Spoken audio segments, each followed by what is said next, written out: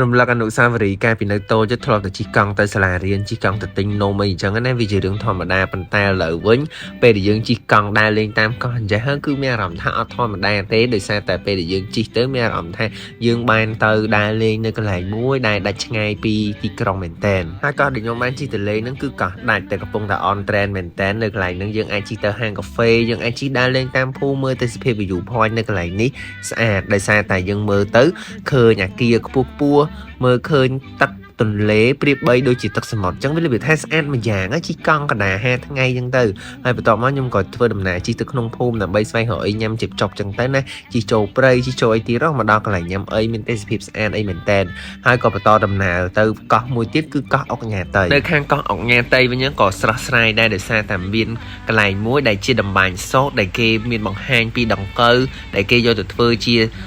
សោតធ្វើជាសម្លៀកបំពាក់ពេលដែលនេះទៅគឺគាត់ត្បាញដោយការធ្វើដោយដៃតែម្ដងអញ្ចឹងពួកគាត់សិតតែមានជំនាញច្បាស់លាស់នៅក្នុងការធ្វើរបស់របរទាំងអស់ហ្នឹង